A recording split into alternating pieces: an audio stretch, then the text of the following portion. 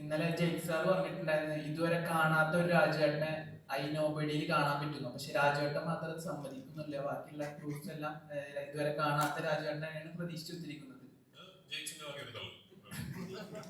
അതിൽ കൂടുതലൊന്നും പ്രതീക്ഷിക്കും.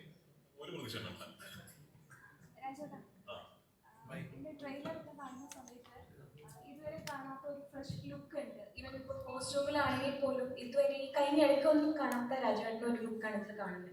അപ്പോൾ ഇതൊരു ഫ്രഷ് ലുക്ക്, ഫ്രഷ് സ്റ്റാർട്ട് അല്ലെങ്കിൽ ഒരു ഫ്രഷ് ഒരു കൺസെപ്റ്റ് നോക്കി തരാണോ ചെയ്യുന്നത്? ഇതിൽ രാജീവന്റെ ലുക്കിന്റെ ഏറ്റവും വലിയ ബ്രീഫ് എന്ന് പറഞ്ഞാൽ രാജീവന്റെ ഒരു ലുക്കും നിങ്ങൾ ഓർമ്മയിൽ നിൽക്കരുത് എന്നുള്ളതാണ്. Because is a nobody. അപ്പോൾ നിങ്ങൾക്ക് ഈ സിനിമയിൽ എൻ്റെ ഏതെങ്കിലും ഒരു കോസ്റ്റ്യൂം, എൻ്റെ ഏതെങ്കിലും ഒരു ലുക്ക് ഇത് നിങ്ങൾക്ക് ഭയങ്കരമായിട്ട് നിങ്ങളുടെ മെമ്മറിയിൽ ആ ഇമേജിൽ ഇങ്ങനെ സ്റ്റക്കായി നിൽക്കുന്നുണ്ടെങ്കിൽ അത് ഞങ്ങളുടെ ഭാഗത്തു നിന്ന് പറ്റിയൊരു ഫെയിലിയറാണ്. നിസാം ഈ കഥാപാത്രത്തിന് രൂപം കൊടുത്തിരിക്കുന്നത്, സമീർ ഈ ക്യാരക്ടറിനെ കൺസീവ് ചെയ്ത് എഴുതിയിരിക്കുന്നത് ഇയാളുടെ ഒന്നും തന്നെ ആരുടെയും ഓർമ്മയിൽ നിൽക്കാത്ത രീതിയിൽ വേണം ഇയാൾ. കാരണം ഞാൻ ഇന്ന് രാവിലെ മറ്റൊരു പ്രസ് മീറ്റിൽ പറഞ്ഞതുപോലെ രാജീവിനും നീരയും ആർ ക്വിൻറ്റസെൻഷ്യലി നോ ബഡീസ്. ഒരുപക്ഷെ നിങ്ങളുടെ തൊട്ടടുത്തുള്ള വീട്ടിൽ 10 കൊല്ലമായിട്ട് നിങ്ങളുടെ അയൽക്കാരായി ജീവിക്കുന്നവരാണെങ്കിൽ പോലും നിങ്ങൾ അവരെ ഒരുപക്ഷെ പരിചയപ്പെട്ടിട്ടുണ്ടാവില്ല. നമുക്കിടയിൽ തന്നെ ഒരുപാട് രാജീവന്മാരും മീരകളും ഉണ്ടാകുമെന്ന് ഞാൻ കരുതുന്നു. അത്രയും ഒരു for lack of a better word സമൂഹത്തിൽ എടുത്തു പറയത്തക്ക ഒരു ഐഡന്റിറ്റിയോ ഒന്നും ഇല്ലാത്ത ഒരു വളരെ സാധാരണക്കാരനായ ഒരു മനുഷ്യൻ അസാധാരണമായ സാഹചര്യങ്ങളെ നേരിടേണ്ടി വരുമ്പോൾ ഉണ്ടാകുന്ന കാര്യങ്ങളൊക്കെയാണ് ഈ സിനിമയിൽ പറയുന്നത്. അപ്പൊ അങ്ങനെ ഒരു ലുക്കിനെ കുറിച്ചൊക്കെ ഞങ്ങൾ യൂഷ്വലി ഒരു ലുക്ക് ഡിസൈൻ ചെയ്യുമ്പോൾ നമ്മൾ എന്താ ചെയ്യുക, ഒരു ക്യാരക്ടർ അതിന്റെ ലുക്ക് പെട്ടെന്ന് അതിന്റെ ലുക്ക് ഒരു കണക്ട് ഉണ്ടാകണം, ലുക്കിൽ പെട്ടെന്ന് റിക്കോൾ വാല്യൂ ഉണ്ടാകണം. അങ്ങനെ ഒരു തരത്തിലുള്ള റിക്കോൾ വാല്യൂ ഒന്നും ഉണ്ടാകാൻ പാടില്ലാത്തൊരു ലുക്കിന് വേണ്ടിയാണ് ഈ സിനിമയിൽ ട്രൈ ചെയ്തത്.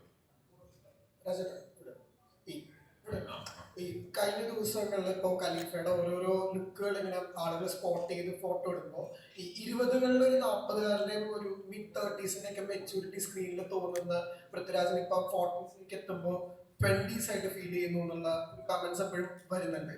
സോ അത് ശരിക്കും എങ്ങനെയാണ് അതിന് അത് ഒരു കോംപ്ലിമെന്റ് ആയിട്ട് തന്നെ എടുക്കുന്നുണ്ടോ? തീർച്ചയായിട്ടും. എന്താ അതിനുവേണ്ടി വർക്ക് ചെയ്യുന്നത് എങ്ങനെ ശരിക്കും? ഞാൻ ഓരോ സിനിമയുടെയും ആ സമയത്ത് ചെയ്തുകൊണ്ടിരിക്കുന്ന കഥാപാത്രത്തിന്റെ ലുക്ക് ആയിരിക്കുമല്ലോ എനിക്ക് ആ സിനിമയുടെ ഷൂട്ടിംഗ് നടക്കുമ്പോൾ ഷൂട്ടിംഗ് വേളകൾക്കപ്പുറവും. അപ്പൊ ഇപ്പോ ആമിർ അലിയുടെ ലുക്കാണ്. അപ്പൊ അതിപ്പോ ഈ ആമിർ അലി ഭയങ്കര സുന്ദരനായിട്ടൊക്കെ ഇരിക്കണം എന്നുള്ളൊരു ബ്രീഫ് ആ തിരക്കഥയിലും ആ സംവിധായകന്റെ ബ്രീഫിനും ഉള്ളതുകൊണ്ട് ഞാൻ നടന്നു പോകുന്ന വീഡിയോ ഒക്കെ എടുത്ത് സ്ലോ മോഷനിൽ ഇങ്ങനെ പാട്ടൊക്കെ ഇട്ട് ഉണ്ട്. അപ്പൊ നോബഡി സമയത്ത് ഞാൻ എന്റെ ക്യാരവനിൽ ഷൂട്ടിംഗ് സ്പോട്ടിലേക്ക് നടന്നു പോകുന്ന വീഡിയോ കണ്ടാൽ ഇയാൾക്ക് എന്താ വയ്യേ എനിക്ക് ആൾക്കാർ ചോദിക്കുക. കാരണം ആ ലുക്ക് അങ്ങനെ ആയിപ്പോയി. നിസാം അതിനെ കൺസീവ് ചെയ്തത് രാജീവൻ ഒരു ഫ്രസ്ട്രേറ്റഡ് ആയ ടയേർഡായ ഒരു മനുഷ്യനായിട്ടാണ്. അതുകൊണ്ടാണ് നിങ്ങൾ നോബഡി സമയത്ത് ഞാൻ സ്ലോ മോഷൻ നടക്കുന്ന വീഡിയോ നിങ്ങൾ കാണാത്തത്. അപ്പൊ അത് അടുത്ത ഞാൻ ചെയ്യാൻ പോകുന്ന സിനിമയിൽ എന്താണോ അതിന്റെ ലുക്ക് ആ സമയത്ത് ഷൂട്ടിംഗ് അല്ലാത്ത വേളകളിലും അങ്ങനെയായിരിക്കും. So I only look like my characters. അല്ലാതെ ഇപ്പോ 40, 20, 40, 60, 30 കണക്കെനിക്ക് അറിയില്ല. പക്ഷെ ആക്ച്വലി നിങ്ങളെ കാണാൻ ഭയങ്കര നിങ്ങളുടെ പ്രായത്തിനേക്കാൾ ചെറുപ്പമാണ് എന്നുള്ളത് ഒരു കോംപ്ലിമെന്റ് ഒക്കെ ആണെങ്കിലും I am not trying to look young. I am just trying to look good for a 43-year-old. സാറേ സാറേ ഈ ക്യാരക്ടറിന് വേണ്ടി വല്ല ബോഡി വെയിറ്റ് കുറയ്ക്കുക അങ്ങനെ എന്തെങ്കിലും ഉണ്ടോ? ഇതിന് അങ്ങനത്തെ ബ്രീഫൊന്നും അല്ല. രാജീവിന് അങ്ങനത്തെ ശരീരം എല്ലാ കഥാപാത്രങ്ങൾക്കും അത്തരത്തിലൊരു ബ്രീഫൊന്നും ഇല്ല. എല്ലാ സിനിമകൾക്കും എല്ലാ കഥാപാത്രങ്ങൾക്കും ഈ ശരീരം ഇങ്ങനെ ആക്കും, ശരീരം ഇങ്ങനെ ആക്കണ്ട, അങ്ങനെ ബ്രീഫൊന്നും ഇല്ല. ഒരു ഫിസിക്കാലിറ്റിക്ക് ഒരു ബ്രീഫൊക്കെ കിട്ടുന്നത് ചില കഥാപാത്രങ്ങൾക്ക് മാത്രമാണ്. രാജീവിനെ സംബന്ധിച്ചിടത്തോളം ബി ആസ് അൺറിമാർക്കബിൾ ആസ് പോസിബിൾ എന്നുള്ളതാണ്. ഞാൻ നേരത്തെ പറഞ്ഞല്ലോ, അയാൾ എടുത്തു പറയത്തക്ക ഒന്നും ഇല്ലാത്തൊരു മനുഷ്യനാണ് രാജീവ്. ഇൻ ടേംസ് ഓഫ് അയാളെ കാണുമ്പോഴോ അല്ലെങ്കിൽ അയാളെ നിങ്ങൾ ഒരു പക്ഷേ ഇൻ റിയൽ വേൾഡിൽ രാജീവിനെ കണ്ടാൽ you should be even giving A second look. അത്തരത്തിലുള്ള ഒരു കക്ഷിയാണ്. അല്ലാതെ ഇങ്ങനെ ഈ സിനിമയ്ക്ക് വേണ്ടി തടി കുറയ്ക്കൂ അല്ല അങ്ങനത്തെ ബ്രീഫൊന്നും നിസാമോ സമീറോ എനിക്ക് തന്നിട്ടില്ല. രാജേട്ടാ, ഹലോ. രാജേട്ടാ, കുറച്ച് വർഷങ്ങൾക്ക് മുന്നേ ഇന്റർവ്യൂവിൽ രാജേട്ടൻ പറഞ്ഞിട്ടുണ്ടായിരുന്നു 10 വർഷത്തിന് ശേഷം നടക്കാൻ പോകുന്ന കുറച്ച് കാര്യങ്ങൾ, അതായത് ലൈഫിൽ നടക്കാൻ പോകുന്ന കുറച്ച് കാര്യങ്ങൾ. ഇപ്പം താങ്കൾ അതെല്ലാം അച്ചീവ് ചെയ്തിട്ടുണ്ട്. അപ്പം എല്ലാവരും പറഞ്ഞ സംഭവം ഇലുമിനാറ്റി അങ്ങനെയൊക്കെയാണ്. അപ്പോൾ ഞാനങ്ങനെ ചിന്തിക്കുന്നില്ല. അത് താങ്കൾ ലൈഫിൽ കാത്തു സൂക്ഷിച്ച് കുറേ ഡിസിപ്ലിൻസും കാര്യങ്ങളും കൂടെ തന്നെയാണത്. അപ്പം താങ്കൾ എന്താണ് ആ ഡിസിപ്ലിൻസ് എന്തൊക്കെയാണെന്ന് പറയാമോ? അങ്ങനെ പ്രത്യേകിച്ച് ഒരു ഡിസിപ്ലിൻ എനിക്കത് അതിൻ്റെ ഉത്തരം എന്താണെന്ന് പോലും അറിയില്ല. ഞാൻ പിന്നെ ഈ 10 വർഷം മുമ്പത്തെ ആ ചോദ്യം ചോദിച്ച് നിങ്ങൾക്ക് മടുക്കുന്നില്ലെന്നാണ് ഞാൻ ആലോചിക്കുന്നത്. കാരണം ഉത്തരം പറഞ്ഞ് എനിക്ക് മടുത്തു തുടങ്ങി. ഇലുമിനാറ്റി 10 വർഷം മുമ്പ് അബദ്ധത്തിനൊരു ഇന്റർവ്യൂ കൊടുത്തു എന്നുള്ള ഈ അങ്ങനെ പ്രത്യേകിച്ച് എനിക്കങ്ങനെ കൃത്യമായിട്ടൊരു ഉത്തരമില്ല അതിന്. ഞാൻ ഇതൊക്കെ ചെയ്തത് കൊണ്ടാണ് ഞാൻ ഇങ്ങനെയൊക്കെ ആയതെന്ന് പറയാൻ എനിക്ക് കൃത്യമായിട്ടൊരു ഉത്തരവില്ല. എനിക്ക് ഭയങ്കര ഇഷ്ടമാണ് സിനിമയെ. എനിക്ക് സിനിമ ഷൂട്ടിംഗ് എന്ന് പറയുന്ന പ്രോസസ്സ് എന്ന് പറയുന്നത് ഞാൻ ഭയങ്കരമായിട്ട് എൻജോയ് ചെയ്യുന്ന ഒരു പരിപാടിയാണ്. എനിക്ക് ഇന്നും ഏറ്റവും എനിക്ക് സന്തോഷം തരുന്നത് ഫിലിം ഉണ്ടാക്കുക, ഒരു സിനിമ ഉണ്ടാക്കുക എന്ന് പറയുന്ന പ്രോസസ്സിൽ ഇൻവോൾവ് ആയി നിൽക്കുക എന്നുള്ളതാണ്. അപ്പോൾ ആ സന്തോഷം ഉള്ളിടത്തോളം കാലം എനിക്ക് something that I want to keep going back to, ഇങ്ങനെയൊക്കെ അങ്ങ് പോകുമായിരിക്കും എന്ന പ്രതീക്ഷയിലാണ്. പിന്നെ ഈ പറഞ്ഞ പോലെ ഈ ആഗ്രഹങ്ങൾക്ക് ലൈസൻസ് ഒന്നും വേണ്ടല്ലോ. You can dream as big as you want. ഇപ്പൊ ഞാൻ ഭയങ്കര ആ കാര്യത്തിൽ ഭയങ്കര ആംബിഷ്യസ് ആയിട്ടാണ്. ഞാൻ വലിയ സ്വപ്നങ്ങൾ കാണുന്നതാണ്. And I will try also. അതിനുവേണ്ടി ഞാൻ പ്രയത്നിക്കുകയും ചെയ്യും. എല്ലാ സ്വപ്നങ്ങളും നടന്നൊന്നുമില്ല. I'm okay with that. അങ്ങനെ എല്ലാ സ്വപ്നങ്ങളും നടക്കാത്തത് ഇസ് ഓക്കെ. പക്ഷെ അതിനുവേണ്ടി ട്രൈ ചെയ്യാത്തത് ഐ എം നോട്ട് ഓക്കെ. അത്രേ ഉള്ളൂ. ഒരുപാട് ബീങ് സമ്മടി എന്ന് പറയുന്ന ഒരു സാധനമുണ്ട്. ഒരു ക്യാരക്ടറിന്റെ ഒരു മാഫിയ ടോൺ അല്ലെങ്കിൽ ഒരു മെയിൻ ക്യാരക്ടറായിട്ട് നിൽക്കുന്നത് അതിനൊരു പ്രിപ്പറേഷൻസ് ഉണ്ടാവും. അതായത് എന്താ പറയുക, എന്റെ ക്യാരക്ടറിന്റെ ഫിസിക്കിന്റെ പോലെ എന്നൊരു സാധനം ഒരു ബീങ് സമ്പടിയാണ്. ബീങ് നോബഡി എന്ന് പറയുന്നതിന് എത്രത്തോളം കഷ്ടമുണ്ട്. ഒരു സാധാരണക്കാരൻ്റെ ഒരു മിഡിൽ ക്ലാസ് ആവറേജ് ലൈഫിൽ അവൻ ഫേസ് ചെയ്യുന്നത്. ഇപ്പം ഡാർവിന്റെ പരിണാമത്തിനകത്ത് ഒരു മിഡിൽ ക്ലാസ് ആവറേജ് മാന്റെ സ്ട്രഗിൾസും പിന്നീട് അവൻ പ്രതികരിക്കുമ്പോൾ ഉള്ള ഇതിൽ ഉണ്ട്. ഇപ്പം റോബിൻഹുഡ് നോക്കുകയാണെങ്കിൽ അതിലെ ഒരു നായകൻ എങ്ങനെ ഇതിലേക്ക് വരുന്നു എന്നുള്ളവരുണ്ട്. ആ സിനിമയിൽ വളരെ ഇൻട്രസ്റ്റിംഗ് ആയിട്ടുള്ള ഇതാണ്. സാധാരണക്കാർ തന്നെ ഒരുമിച്ച് ചേർന്ന് ചെയ്യുന്ന ഒരു ഇതാണ്. ഈ നോബഡിയിൽ എങ്ങനെയാണ് രാജീവ്? ഞാൻ നേരത്തെ പറഞ്ഞാണ്, എന്നെ ഏതൊരു ആക്ടറെ സംബന്ധിച്ചിടത്തോളം the distance to a somebody and the distance to a nobody is usually the same. കാരണം രാജീവനിൽ നിന്നും ഇപ്പോൾ അടുത്ത ഞാൻ ഷൂട്ട് ചെയ്യുന്ന സിനിമ ആയതുകൊണ്ട് ആമിർ അലിയിൽ നിന്നും ഒരേ ദൂരമാണ് എനിക്കുള്ളത്. ഞാൻ രാജീവനുമല്ല, ഞാൻ ആമിർ അലിയുമല്ല. അപ്പൊ ഈ രണ്ട് കഥാപാത്രങ്ങളും ഒരേ ദൂരത്താണ് എന്നെ സംബന്ധിച്ചിടത്തോളം. അവരിലേക്ക് എത്താനുള്ള പ്രോസസ്സ് രണ്ടും ഡിഫറെന്റ് ആണ്. അത് രണ്ടും ഡിഫറെന്റ് ആണെന്നുള്ളതാണ് ആസ് എൻ ആക്ടർ ഇതിൽ എന്റെ എൻജോയ്മെന്റ് എന്ന് പറയുന്നത്. ഇപ്പോൾ രാജീവൻ എന്ന് പറയുന്ന കഥാപാത്രം ഒരു തിരക്കഥാകൃത്ത് ആ ക്യാരക്ടറിനെ എഴുതി, ഒരു സംവിധായകൻ ആ ക്യാരക്ടറിനെ കൺസീവ് ചെയ്തു. അവരെനിക്ക് പറഞ്ഞുതരും ഇങ്ങനെയൊക്കെയാണ് നമ്മളുള്ളത്. അപ്പൊ ഞാൻ അവര് പറയുന്നതിൽ നിന്നും അവരെഴുതിയ തിരക്കഥ വായിച്ചതിൽ നിന്നും ഞാൻ ഇമാജിൻ ചെയ്യുന്നൊരു രാജീവനുണ്ടല്ലോ, ആ രാജീവനെയാണ് ഞാൻ പെർഫോം ചെയ്യുക. അപ്പൊ ചില സമയങ്ങളിൽ നിസാം പറയും അല്ല ഇതല്ല, ഇങ്ങനെയല്ല, എനിക്ക് വേണ്ടത് ഇങ്ങനെയാണ്. ചില സമയങ്ങളിൽ ഞാൻ നിസാമിനോട് പറയുന്ന സമയത്ത് എനിക്ക് ഇത് വർക്കാവുന്നില്ല, അപ്പം ഇപ്പോൾ ഇങ്ങനെയാണ് ഞാൻ ആക്ച്വലി അത് ചിന്തിച്ചത്, ഇങ്ങനെ ചെയ്യാമോ, അങ്ങനെ ചോദിക്കും. ആ ഒരു കൊളാബറേറ്റീവ് പ്രോസസ്സിന്റെ എൻഡിൽ സ്ക്രീനിൽ വരുന്ന കഥാപാത്രമാണ് രാജീവനും. ഇതുപോലൊരു കൊളാബറേറ്റീവ് പ്രോസസ്സിന്റെ സ്ക്രീനിൽ വരുന്ന കഥാപാത്രമാണ് നജീബും അല്ലെങ്കിൽ ഖലീഫയിലെ ആമിർ അലിയും വാരണാസിയിലേക്ക് മുംബൈയും ഒക്കെ തന്നെ അങ്ങനെ വരുന്നതാണ്. അപ്പോ it's the same for me. Being somebody, being nobody, it's all the same. ആക്ടറെ സംബന്ധിച്ചിടത്തോളം രണ്ടും രണ്ട് കഥാപാത്രങ്ങൾ എന്നുള്ളത് തന്നെയാണ്.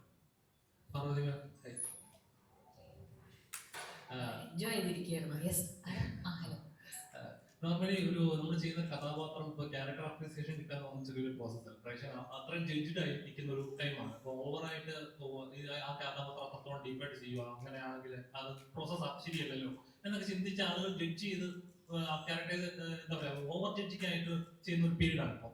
അപ്പം ഉള്ളൊഴുക്കിലെ കഥാപാത്രമൊക്കെ കേൾക്കുന്ന ആളുകൾ അത്രത്തോളം പ്രിയപ്പെട്ടതായിരുന്നു. അപ്പം ഈ സിനിമയിലെ മീരയുടെ കഥാപാത്രം എത്രത്തോളം ജനറേഷൻ കണക്ട് ചെയ്യാൻ പറ്റും? ഐ ഹോപ്പ് കണക്ട് ചെയ്യാൻ പറ്റുമെന്ന്. പക്ഷേ ഉള്ളൊഴുക്കില് അഞ്ജു എന്ന് പറഞ്ഞ ക്യാരക്ടർ പോലെ തന്നെ ഞാൻ ഒരുപാട് മീരയെ മീറ്റ് ചെയ്തിട്ടില്ല. I have not met somebody who has gone through her life circumstance. അതുകൊണ്ട് ഞാൻ വളരെയധികം ഡിപ്പെൻഡൻ്റ് ആയിരുന്നു സമീറും നിസാമുമായിട്ട് discussions. Also if people are judging ഒരുപാട് ഇപ്പം സിനിമയെ പറ്റിയിട്ടും ആക്ടിങ്ങിനെ പറ്റിയിട്ടും ഈ ക്രാഫ്റ്റിനെ പറ്റിയിട്ടൊക്കെ ഒരുപാട് കൂടുതൽ ഇൻഫർമേഷൻ ഉള്ളൊരു കാലമാണ്. And there's a lot of critique happening. Anybody can put up a video about it. For me, it's very inspiring because it makes me want to, break out of that. And in our process, if I do fail, also I think it's a really cool thing to have, because ഇപ്പോഴത്തെ ഒരു കൾച്ചറിൽ എങ്ങനെയാണെന്ന് വെച്ചാൽ you are not allowed to fail, you must not എന്നുള്ളൊരു pseudo pressure ഉണ്ട്. And I would like to see if I am doing something new and if it doesn't hit I make a better attempt next time. പക്ഷേ മീരയുടെ കാര്യത്തിൽ എനിക്ക് ഒരു നല്ല decent level of confidence ഉണ്ട്. Because it's how the team set it up. എനിക്കവിടെ മീരയുടെ costume ഇട്ട് അവിടെ പോയി I just have to exist S Meera. Everything else is taken care of. Be it Rajivan being Rajivan, Nizam and Sameer guiding me the right way. ഒരുപാട് സമയത്ത് of course Nizam is the kind of director who will be like, no, you go be whatever you think Meera is. അതിൽ എത്തിയിട്ടില്ല എന്നുണ്ടെങ്കിൽ ഞാൻ പറയാം എന്നുള്ള. And in that way is very different from other directors that I've worked with. So I don't think I'm underconfident about our connect because അത്രയും well woven ആയിട്ടുള്ള character-ആണ് Meera. She doesn't like stand out as a separate. Prithvi നേരത്തെ പറഞ്ഞ പോലെ തന്നെ these are not about how much people will remember these characters. Relatability ആണ്. And I think we got something special. അതുപോലെ ma'am ഈ പറഞ്ഞ പോലെ നമ്മളൊരു കഥാപാത്രം ചെയ്ത് പറഞ്ഞ പോലെ ഒരു അക്സെപ്റ്റ് ചെയ്ത് കഴിഞ്ഞാൽ നമ്മളൊരു പൊസിഷനിൽ നിൽക്കുന്നു. അതായത് ആ ഒരു ഓഡിയൻസിലേക്ക് നമ്മൾ റീച്ചബിൾ ആവുക. മാം ഇപ്പം പറഞ്ഞതുപോലെ ചിലത് റീച്ച് ആവും, ചിലത് റീച്ച് ആവത്തില്ല, ചിലത് കണക്റ്റഡ് ആവത്തില്ല. അപ്പോൾ ഈ കണക്റ്റഡ് ആവാതെ വരുമ്പോൾ ഓഡിയൻസിൽ നിന്ന് റിയാക്ഷൻ ഉണ്ടല്ലോ. ഇപ്പം ചിലത് അക്സെപ്റ്റബിൾ ആകും, ചിലത് ഭയങ്കര ക്രിട്ടിക്കായിരിക്കും.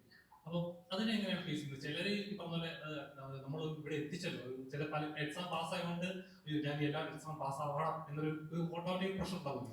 ആസ് ആൻ ആക്ട്രസ് എത്രത്തോളം ആ പ്രഷർ ഫേസ് ചെയ്യുന്നു? It's impossible to always get it right.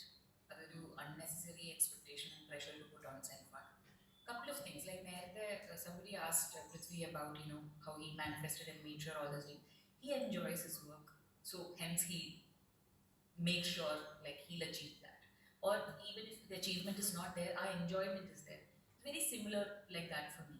ഞാനൊരു സെറ്റിലുള്ള സമയത്ത് എൻ്റെ റിട്ടേൺ ഓഫ് ഇൻവെസ്റ്റ്മെന്റ്, എൻ്റെ ROI is the fact that I am having a great time on set. And my only promise is that നിങ്ങൾ പൈസ കൊടുത്ത് cinema കാണാൻ പോവുകയാണെങ്കിൽ എൻ്റെ ഏറ്റവും sincere most effort you will see on screen. I won't take that for granted. പക്ഷേ for example, I've had people come and say that, oh, you were amazing in Rajima. And then some other people are like, oh, what did you do? And I'm okay with that because that is your experience of watching that film. It doesn't take away the fact that Vinod and I had a great time making the film. So two things can be true at the same time, and as long as എൻ്റെ ആ ഒരു ഉദ്ദേശശുദ്ധി അവിടെ impact ആണെങ്കിൽ I am sure that I will continue to put my best foot forward. Thanks. രാജേട്ടാ, ഇപ്പം മലയാള സിനിമയിൽ ഇപ്പോൾ പുതിയ സിനിമ എല്ലാവരും ചോദ്യങ്ങളും ഓർമ്മ ചോദിക്കണം.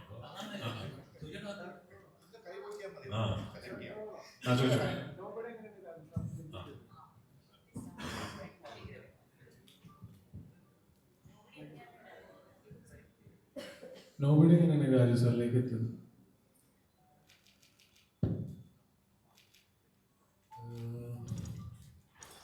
ഇങ്ങനെ എത്തിയെന്ന് വെച്ച് കഴിഞ്ഞാൽ ഫസ്റ്റ് തലയിൽ വന്നത് രാജ് സാറിൻ്റെ ഓപ്ഷൻ തന്നെയാണ്. ആദ്യം സ്ക്രിപ്റ്റ് കംപ്ലീറ്റ് ചെയ്തു. രാജീവനായിട്ട് തന്നെയാണ് ചെയ്തത്. ഇപ്പോൾ അത് ഏത് സിനിമയാണെങ്കിലും ക്യാരക്ടറായിട്ട് പോർട്രേ ചെയ്യാനാണ് ആദ്യം. അത് ഫുള്ളി ഡെവലപ്പ് ചെയ്യുക എന്നുള്ളതാണ് ഫസ്റ്റ് ട്രൈ. അത് കഴിഞ്ഞിട്ട് ഇതിലേക്കുള്ള ഓപ്ഷൻസ് ആലോചിക്കും നമ്മൾ. ഏത് ചെയ്താൽ ശരിയാവും, വേറെ ആൾ ചെയ്താൽ ശരിയാവും. പക്ഷെ ഇതിൽ നമുക്ക് ആദ്യം കിട്ടിയത് രാജേട്ടൻ്റെ ഇത് തന്നെയാണ്. തലയിലേക്ക് വന്നതും അത് തന്നെയാണ്. പോയി പറഞ്ഞു നോക്കി, പുള്ളിക്ക് ഇഷ്ടപ്പെട്ടു, അവിടെ നന്നായി. രാജേട്ടാ, ഹലോ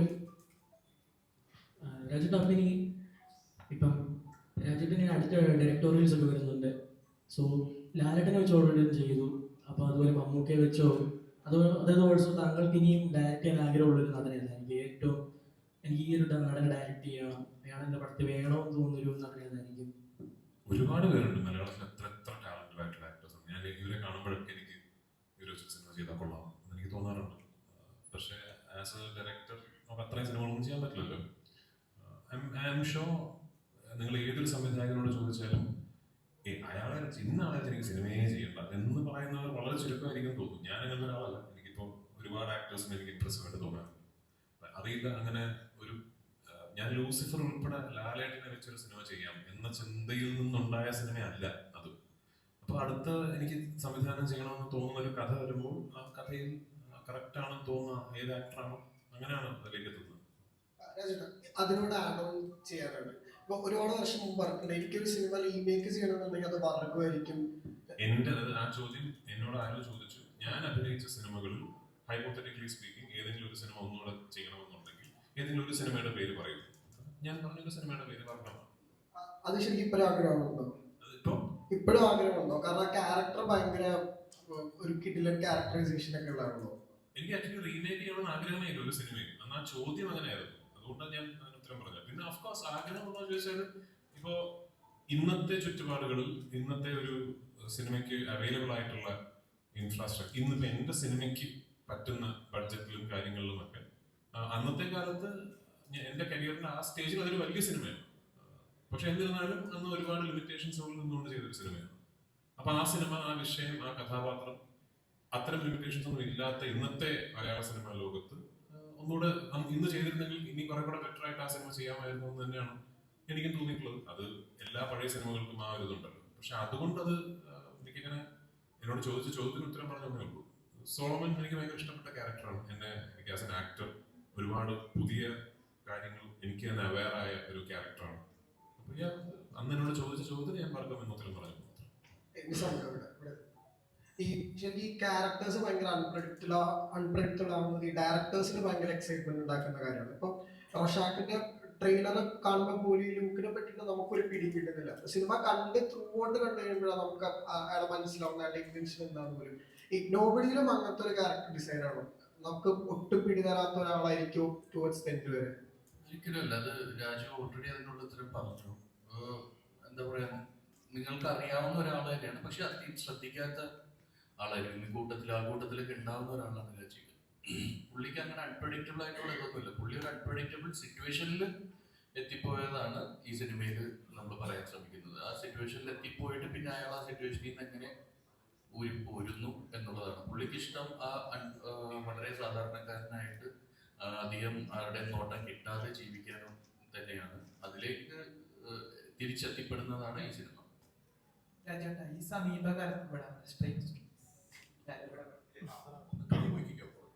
ഈ സമീപകാലത്ത് രാജേട്ടൻ്റെ കുറെ അധികം പഴയ കഥാപാത്രങ്ങൾ സോഷ്യൽ മീഡിയയിൽ സെലിബ്രേറ്റ് ചെയ്യുന്നുണ്ട്. ഇപ്പോ കലണ്ടറിലായാലും ഹീറോയിലായാലും ഇപ്പോ സ്വപ്നക്കിളിക്കൂട്, പിന്നെ അതേപോലെ തന്നെ ചോക്ലേറ്റ്. ഈയിടെ ഞാൻ കുറെ ആയിട്ട് കണ്ടത് ചോക്ലേറ്റ് ആണ്. അപ്പൊ അതുകൊണ്ട് ഇതൊക്കെ കാണാറുണ്ടോ? എന്ന് കാണുമ്പോൾ എന്താണ് തോന്നുന്നത്?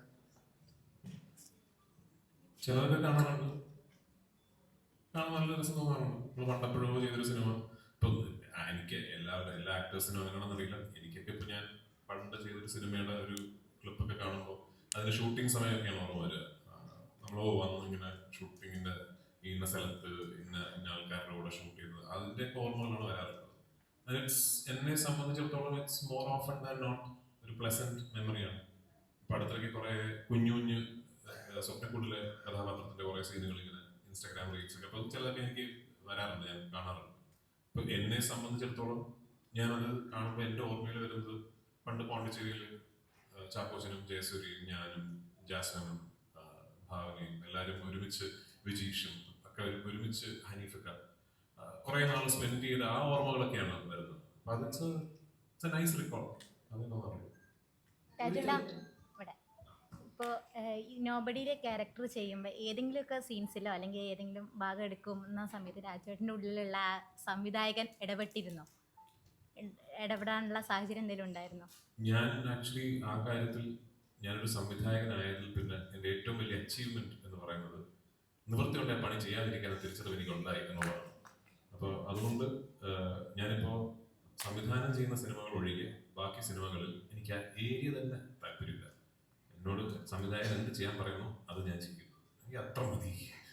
ഇതില് സംവിധായകന്റെ ഒരു മേക്കിംഗ് സ്റ്റൈല് എങ്ങനെ ഉണ്ടായിരുന്നു? കണ്ടിട്ട് പറയും, സിനിമ കണ്ടിട്ട് പറയും, മുമ്പാകെ സിനിമ ഇറങ്ങുള്ളൂ, ഇയാൾ കൊള്ളാവില്ല നിങ്ങൾ പറയും.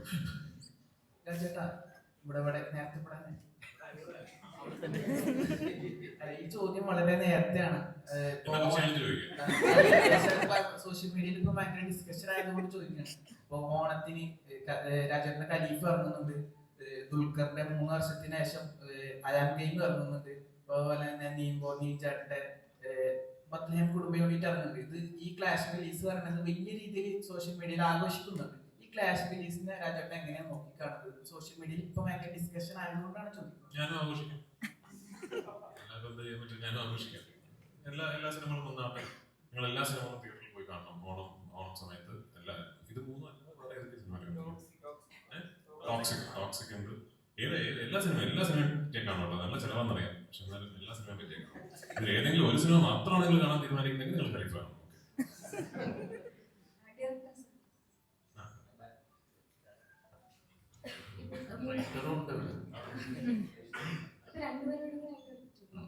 റോഷാക്കൊക്കെ ചെയ്യുമ്പോഴത്തേക്കും വലിയ സ്റ്റാർ കാസ്റ്റ് ആണ്. അതിനുശേഷം കെട്ടിയോളാണ് മാലാക, അതിലൊക്കെ ആണെങ്കിലും ആസ്വദിക്കുക, ഒക്കെ ഉണ്ട്. ഇവിടെ പൃഥ്വിരാജ്, പാർവതി, തിരുവോത്തരം വലിയ സ്റ്റാർ കാസ്റ്റ് ആണ് വരുന്നത്. അപ്പം ഇവരൊക്കെ ഒരുപാട് കഥകൾ കേൾക്കുന്ന ആൾക്കാരാണ്. അപ്പോൾ ഒരു സിനിമയായിട്ട് ചെല്ലുമ്പോൾ ഇവരെങ്ങനെ കൺവിൻസ് ചെയ്യിപ്പിക്കുക, ഇത് ചെയ്താൽ ബെറ്റർ ആയിരിക്കും, അല്ലെങ്കിൽ ഇത് സെലക്ട് ചെയ്യണമെന്ന് എങ്ങനെയാണ് കൺവിൻസ് ചെയ്യിപ്പിക്കുക? നമ്മൾ സ്ക്രിപ്റ്റിൽ നന്നായിട്ട് പണിയെടുത്തിട്ടുണ്ടെങ്കിൽ ഇവരെ കൺവിൻസ് ചെയ്യിപ്പിക്കുക എന്നുള്ളൊരു പ്രശ്നമില്ല. നമ്മൾ അവിടെ പോയിട്ട് ഇവൻ നന്നായിട്ട് കഥ പറയും, എനിക്കതറിയില്ല, അപ്പോൾ ആ ജോലി ഇവനാണ്. നന്നായിട്ട് കഥ പറയും, ആ കഥയിൽ സ്റ്റഫ് ഉണ്ടെങ്കിൽ ദിൽ ചെയ്യസ്. അത് ഈ 3 പേരെടുത്തു, അത് ആസിഫിൻ്റെ അടുത്ത് ആയിക്കോട്ടെ, മമ്മൂക്കാൻ്റെ അടുത്ത് ആയിക്കോട്ടെ, പൃഥ്വിയുടെ അടുത്ത് ആയിക്കോട്ടെ, നമ്മൾ ചെയ്തത് കഥ പറയാനുള്ള ജോലി മാത്രമാണ്. അതിനുശേഷം ഒരു കൺവിൻസിങ് എന്ന് പറഞ്ഞൊരു സ്റ്റേജിലില്ല. അപ്പോൾ അവർക്ക് കഥ കേട്ടു, അവർക്ക് ഇഷ്ടപ്പെട്ടു, ഓക്കെ നമ്മൾക്ക് ചെയ്യാമെന്ന് പറയുന്നു, തീർന്നു. എനിക്ക് സോഷ്യൽ മീഡിയയിൽ ഇങ്ങനെ ന്യൂസ് കണ്ടിരുന്നു, ഡയറക്റ്റ് ചെയ്യാൻ പോകുന്നുള്ളത്. അങ്ങനെ ഒരു ഐഡിയ ഉണ്ടോ, അങ്ങനെ ചെയ്യാൻ പോകുന്നുണ്ടോ, അത് ശരിയാണോ, ഡയറക്റ്റ് ചെയ്യാൻ പോകുന്നുണ്ടോ? Yes, I am going to direct. Right now, 5 years I have been attempting to direct. I have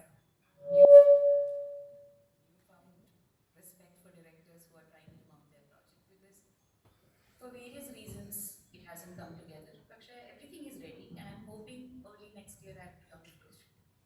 Thank you. രാജേട്ടാ, ഇപ്പം ചക്രം സിനിമ നോക്കുകയാണെങ്കിൽ രാജോട്ട് 22ാമത്തെ ദിവസം ചെയ്ത സിനിമയാണത്. അത് അത്രയും ഡെപ്ത് ഉള്ളൊരു ക്യാരക്ടർ. ഇപ്പൊ എനിക്ക് സെയിം 22 വയസ്സാണ്. ഇപ്പം ഒരു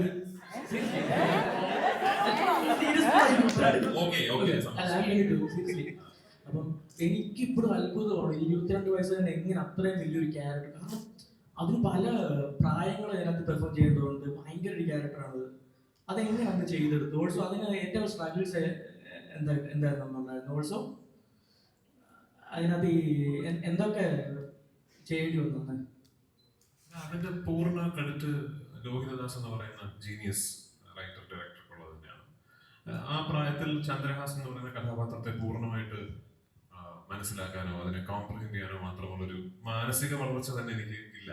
അപ്പോൾ ആ സംവിധായകൻ പറയുന്നത് കേട്ട് അദ്ദേഹം തരുന്ന ബ്രീഫ് പരമാവധി മനസ്സിലാക്കി അദ്ദേഹം എന്നോട് ആവശ്യപ്പെട്ട കാര്യങ്ങൾ ചെയ്തതാണ് ഇന്ന് നിങ്ങൾ സ്ക്രീനിൽ കാണുന്നത്. അങ്ങനത്തെ കുറെ ക്യാരക്ടേഴ്സ്, അതായത് എൻ്റെ ഒരു ലൈഫ് സ്കിൽസിനൊക്കെ അപ്പുറമുള്ള ഒരുപാട് കഥാപാത്രങ്ങൾ ചെറിയ പ്രായത്തിൽ ചെയ്യാൻ സാധിച്ചു എന്നുള്ളത് തന്നെയാണ് എൻ്റെ ഏറ്റവും വലിയൊരു process of refinement as an actor. അല്ല ഞാനൊരു ആക്ടിങ് പഠിക്കുകയോ ഒരു തിയററ്റിക്കലായിട്ട് അങ്ങനെ ഒരു കാര്യങ്ങൾ പഠിക്കുകയോ ഒന്നും ചെയ്തിട്ടുള്ള ഒരാളല്ലല്ലോ. അപ്പൊ അത്തരം വലിയ വലിയ സംവിധായകർക്കൊപ്പം കഴിവുറ്റ തിരക്കഥാകൃത്തുകൾ സൃഷ്ടിച്ച കഥാപാത്രങ്ങൾക്ക് മുഖം നൽകാൻ സാധിച്ചു എന്ന് പറയുന്നത് തന്നെയാണ് എൻ്റെ പഠനം എന്ന് ഞാൻ കരുതുന്നു.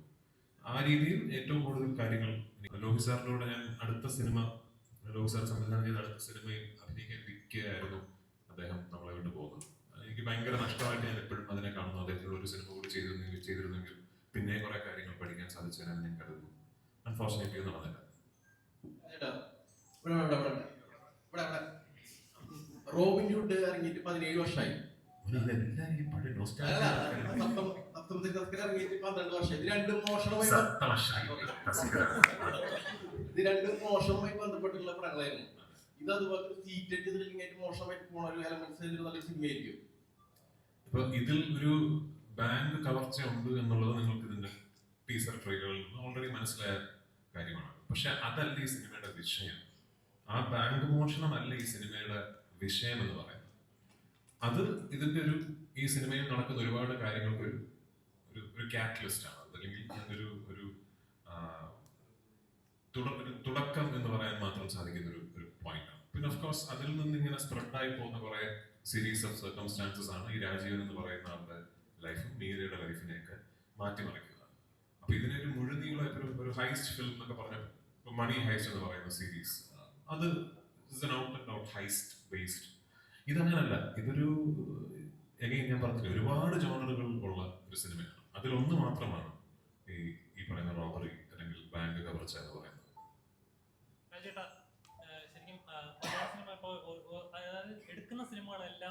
പ്രേക്ഷകന് കണക്റ്റഡ് ആവുന്ന ലെവലിലുള്ള ചിത്രങ്ങളാണ് കൂടുതൽ എടുക്കുന്നത്. അതായത് കാണുന്ന പ്രേക്ഷകന് ഈ ഒരു കഥാപാത്രം എവിടെയോ കണ്ടിട്ടുണ്ടല്ലോ, അല്ലെങ്കിൽ ഈ കഥ ഞാൻ എവിടെയോ കേട്ടിട്ടുണ്ടല്ലോ, അല്ലെങ്കിൽ എവിടെയോ കണ്ടിട്ടുള്ള ഒരാളാണല്ലോ എന്ന് തോന്നിക്കുന്നല്ലോ. ഇപ്പം ഉദാഹരണത്തിന് ഇപ്പം ലാസ്റ്റ് ഇറങ്ങിയ ബാലൻ സിനിമ എടുത്ത് നോക്കുകയാണെങ്കിൽ ഒരിക്കലും ഓഡിയൻസിന് ഓരോ സെക്കൻഡ് അടുത്ത എന്താണെന്ന് പ്രെഡിക്റ്റ് ചെയ്യാൻ പറ്റില്ല. ഇവരാരായത് എങ്ങനെ അവസാനം പ്രേക്ഷകനെ അടുത്ത് എന്താണെന്ന് തോന്നിപ്പിക്കുന്ന ലെവലിലുള്ള ചിത്രങ്ങളാണ്. അപ്പോൾ ഉണ്ടാക്കുന്ന ഗ്രാഫ് മാറിക്കൊണ്ടിരിക്കുകയാണ്. ഇപ്പൊ താങ്കളുടെ ചിത്രങ്ങൾ പ്രൊഡക്ഷൻ ചിത്രങ്ങളാണ്, താങ്കളുടെ ഡ്രീമുകളാണ്, ഇപ്പൊ ചെയ്യണമെന്ന് ആഗ്രഹിക്കുന്ന കാര്യങ്ങളാണ് ഓരോ സിനിമയിലൂടെ ചെയ്യിക്കുന്നത്. ഇനി ചെയ്യുന്ന പ്രോജക്റ്റുകളാണെങ്കിലും എന്തൊരു വിഷൻ ടൈപ്പ് ഓഫ് പ്രോജക്റ്റുകൾ ചെയ്യാനാണ് താങ്കൾ ആഗ്രഹിക്കുന്നത്? അങ്ങനെ ഒരു പാറ്റേൺ ഒന്നുമില്ല. ഇപ്പൊ പറഞ്ഞതുപോലെ മലയാള സിനിമ ഇപ്പോൾ ചെയ്തുകൊണ്ടിരിക്കുന്നത് ഇത് നമുക്കറിയാമല്ലോ, നമുക്കറിയുന്ന ഒരാളാണല്ലോ എന്ന് തോന്നിക്കുന്ന മലയാള സിനിമയിലെ ഏറ്റവും വലിയ വാണിജ്യ വിജയം എന്ന് പറയുന്നത് ലോക എന്ന് പറയുന്ന സിനിമയാണ്.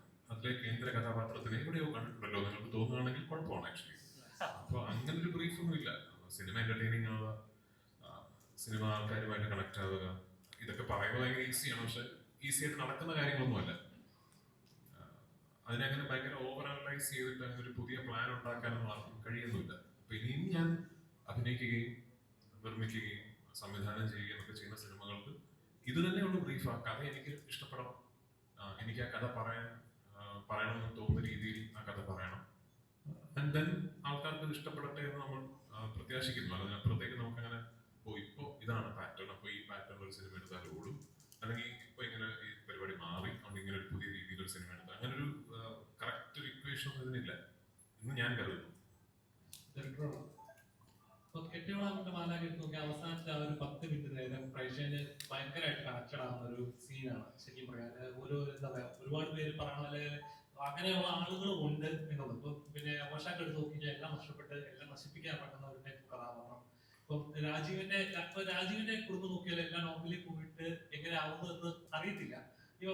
ഇപ്പൊ എത്രത്തോളം താങ്കളുടെ കഥകളിലാണെങ്കിൽ ചെയ്യുന്ന ഇപ്പൊ എത്രത്തോളം കെയർഫുൾ ആണ്, എങ്ങനത്തെ ടൈപ്പ് കഥാപാത്രം ചൂസ് ചെയ്യാന്നൊരു രീതി ഉണ്ടല്ലോ. കറക്റ്റ് ആവുന്നതിന് എത്ര പറയാം.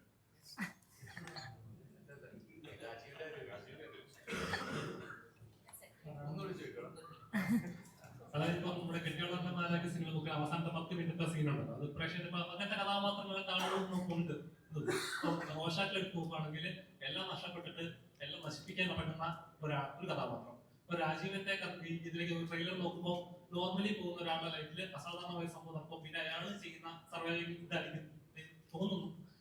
അപ്പൊ ഈ കഥാപാത്രങ്ങളെ ചൂസ് ചെയ്യുന്ന രീതികളുണ്ടല്ലോ, അങ്ങനത്തെ എന്റെ കഥാപാത്രം പോകുന്ന യാത്ര, അവർ ഫേസ് ചെയ്യുന്ന ചാലഞ്ചസ്, അങ്ങനത്തെ ഒരു ചൂസിങ് ഉണ്ടല്ലോ. എത്രത്തോളം റിസർച്ച് ഉണ്ട്?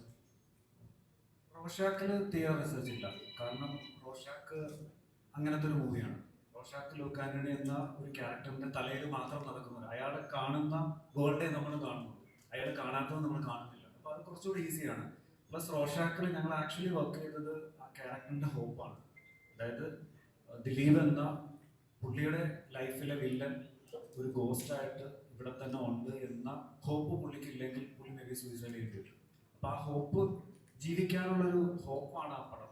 ഈ സിനിമ ബേസിക്കലി ഇപ്പൊ നമ്മളെല്ലാം പറയുന്ന പോലെ മേ ബി നമ്മൾ ഇന്ന് ഇങ്ങോട്ട് വരുന്ന സമയത്ത് നമ്മൾ പാസ് ചെയ്തു പോയ ഒരാള്, അയാൾ മേ ബി അയാളുടെ ലൈഫിൽ ഏറ്റവും വലിയൊരു ഫൈറ്റ് കഴിഞ്ഞിട്ട് വരികയായിരിക്കും. നമുക്കറിയില്ല, പുള്ളി നമ്മളെ പാസ് ചെയ്തു പോയി, നമ്മൾ അയാളെ നോക്കുപോലുമില്ല, നമ്മളതുപോലെ ഒരു ഫൈറ്റിന് പോകുമായിരിക്കും. അപ്പൊ അതുപോലെ നമ്മൾ ഡെയിലി കാണുന്ന നമുക്ക് പേരറിയാത്ത മുഖം അറിയാത്ത ഒരാൾ, അയാൾ മേ ബി നമുക്കൊരു നോബഡി ആയിരിക്കും, അല്ല അയാളുടെ ഫാമിലി അയാൾ മേ ബി ഒരു സോബഡി ആയിരിക്കും. അപ്പൊ അതാണ് നിങ്ങൾ ആക്ച്വലി വർക്ക് ചെയ്യാൻ ട്രൈ ചെയ്തത്. ഡയറക്ടറിനോട് ഇവിടെ സൈഡ് ഇവിടെ ഐ നോബഡി എന്ന പേരിന്റെ അർത്ഥം ഞാൻ ആരുമല്ല എന്നാണ്. ആ പേര് കഥാപാത്രത്തിന്റെ ഐഡന്റിറ്റി എന്ന ക്രൈസിസിനെയാണോ അല്ലെങ്കിൽ സസ്പെൻസിനെയാണോ സൂചിപ്പിക്കുന്നത്? രണ്ടുമല്ല. പുള്ളിയെ നോബഡിയായിട്ട് വിശേഷിപ്പിക്കുന്നത് പുള്ളിയുടെ ഒരു അവസ്ഥയെ നമ്മുടെ സിസ്റ്റം എങ്ങനെയാണ് അതിനെ കാണുന്നത്, അല്ലെങ്കിൽ നമ്മുടെ ചുറ്റുപാടുള്ള ആളുകൾ എങ്ങനെയാണ് പുള്ളിയെ കാണുന്നത് എന്നുള്ളതാണ് ഐ നോബഡി എന്ന് പറയുന്ന ഒരു ഇതുകൊണ്ട് ഉദ്ദേശിക്കുന്നത്. പിന്നെ നമ്മൾ ഈ ഗവൺമെന്റ് ഫോമിലൊക്കെ നമ്മൾ എന്തെങ്കിലും ഒരു റിക്വസ്റ്റ് ഒക്കെ കൊടുക്കാനായിട്ട് പോകുമ്പോൾ ആദ്യം ഐ കുത്തുകുത്ത് അവിടെയാണല്ലോ നമ്മൾ പേര് എഴുതുന്നത്. അപ്പോൾ അവിടെ അങ്ങനെയാണ് ഈ ഒരു ടൈറ്റിലിംഗ് ഐഡിയ ഞങ്ങൾ ചെയ്തു വെച്ചത്. ഈ നോബഡി എന്ന് പറയുന്നത് ഒരു സിഗ്നേച്ചർ ടൈപ്പ് പോലെയാണ് നമ്മൾ ഡിസൈൻ ചെയ്തേക്കുന്നത്. സോ ഞാനും നോബഡിയാണ്, താനും നോബഡിയാണ്, ഇവിടെ ഇരിക്കുന്ന എല്ലാവരും നോബഡീസ് ആണ് എന്നുള്ളതാണ് under the perspective of A system അല്ലെങ്കിൽ ഒരു സോഷ്യോ പൊളിറ്റിക്കൽ സിറ്റുവേഷനിൽ നിന്ന് നോക്കിക്കഴിഞ്ഞാൽ അതാണ് ഉദ്ദേശം. ഒരു കാര്യം ചോദിച്ചോട്ടെ, പേഴ്സണലി ആണ്, എന്താണ് ഇപ്പൊ ഇത്രയും ആർട്ടിസ്റ്റുകൾ വെച്ച് കുറെ പടങ്ങൾ ചെയ്തു ഡയറക്ടറോടാണ്, ഇനി മലയാളത്തിൽ ഏതെങ്കിലും താരങ്ങൾ വെച്ച് പടം ചെയ്യാൻ ആഗ്രഹമുണ്ടോ? ഇനി ആരെങ്കിലും ഏതെങ്കിലും താരങ്ങൾ വെച്ച് പടം ചെയ്യാൻ ആഗ്രഹമുണ്ടോ?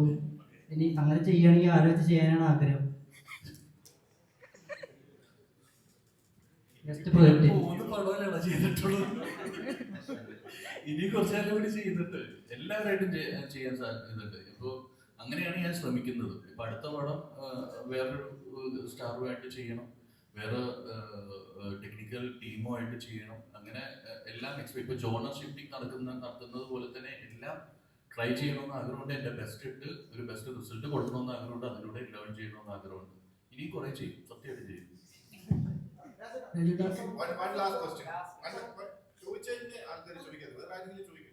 രാജുട്ടോ, രാജുവേട്ടന്റെ ക്യാരക്ടർ എന്ന് പറഞ്ഞു കഴിഞ്ഞാൽ ഒരു ഇൻട്രോവേർട്ടാന്ന് പറഞ്ഞിട്ടുണ്ട് മുമ്പ് ഇന്റർവ്യൂലൊക്കെ. അപ്പൊ ഈ ഒരു രാജീവ് എന്ന് പറഞ്ഞ ചേട്ടന്റെ ക്യാരക്ടർ ഇൻട്രോവേർട്ടാന്ന് പണ്ട് പറഞ്ഞിട്ടുണ്ട് ഏത് ഇന്റർവ്യൂല്. അപ്പൊ ഈ ഒരു ഇപ്പൊ ഇത്ര നേരം കേട്ടത് വെച്ച് നോക്കുമ്പോൾ ഇതൊരു ഇൻട്രോവേർട്ട് ക്യാരക്ടർ ആണോ എന്നൊരു അസംഷൻ എനിക്ക് വന്നു. അതുകൊണ്ട് ഈ ഒരു റിലേറ്റബിൾ ആണോ ചേട്ടന്റെ ക്യാരക്ടറും ഈ രാജീവിന്റെ ക്യാരക്ടറും തമ്മിൽ? ഇൻട്രോവേർട്സ് എന്ന് പറയുന്നത് ഒരു ബഹുജന ജനറിക് ഗ്രൂപ്പ് ഒന്നുമല്ല. ഇപ്പൊ അതിൽ തന്നെ ഉണ്ടാവുമല്ലോ വലിയ വ്യത്യാസം ആൾക്കാർ തമ്മിൽ. ഞാൻ ഇപ്പോൾ എൻ്റെ ജോലിയുടെ ഭാഗമായതുകൊണ്ട് മാത്രം ഇത്തരം ഒരു ക്രൗഡിനിടയിൽ വന്നിരിക്കുന്ന ആളാണ്, അല്ലെങ്കിൽ ഞാൻ വരില്ല. എനിക്കൊരു വലിയ ജനക്കൂട്ടത്തിനിടയിൽ പോയി ടൈം സ്പെൻഡ് ചെയ്യാൻ ഇഷ്ടപ്പെടുന്ന ഒരാളല്ല ഞാൻ. I am more comfortable either alone or എൻ്റെ ഒരു വളരെ ഇൻറ്റിമേറ്റ് സർക്കിളിൽ മാത്രം കംഫർട്ടബിൾ ആകുന്ന ഒരാളാണ് ഞാൻ. മേ ബി അങ്ങനെ നോക്കുകയാണെങ്കിൽ രാജീവനും അത്തരത്തിലൊരാളായിരിക്കും. പക്ഷെ അതുകൊണ്ട് ഇവർ സിമിലർ കൈൻഡ് ഓഫ് പീപ്പിൾ ആകുന്നില്ല. രാജീവൻ എന്നെ പോലെയല്ല.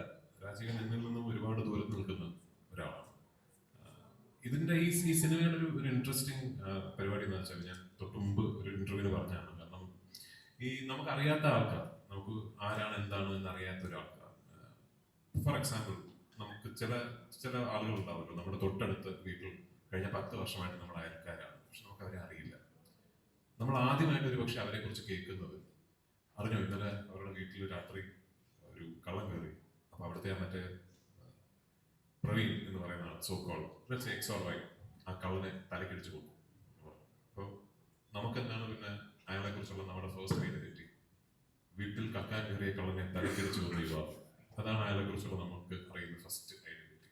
അയാളെ ഒരു സാധാരണ മനുഷ്യനായിരിക്കും, അയാൾ അതിനൊന്നും അന്ന് രാത്രിയിൽ സംഭവിച്ച മറ്റെന്തോ കാരണങ്ങളാൽ സംഭവിച്ചൊരു ഇതായിരിക്കാം. പക്ഷെ നമുക്കും അയാൾക്ക് ചുറ്റുമുള്ള സമൂഹത്തിനും അയാളെ കുറിച്ച് ഇപ്പോൾ ഐഡന്റിറ്റി കള്ളനെ തലക്കടിച്ചു കൊന്ന ആൾ എന്നുള്ളതാണ്.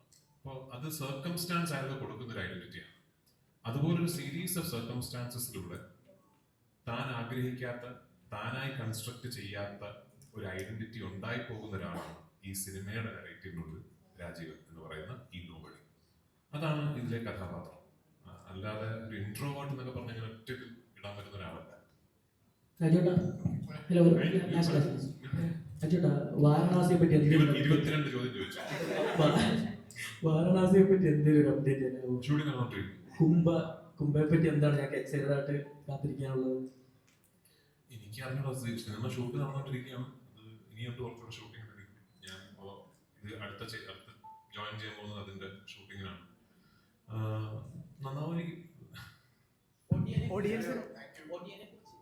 നിങ്ങൾ ആ സിനിമയ്ക്കും നമ്മളിത് ചെയ്യില്ലേ? നിങ്ങൾ ഇതുപോലെ വരില്ലേ? നമ്മൾ എന്തായാലും ഒരു പ്രസ് മീറ്റ് ഉണ്ടാവുമല്ലോ. അപ്പൊ ഇപ്പൊ എല്ലാം പറഞ്ഞാൽ അപ്പൊ എന്ത് പറയും?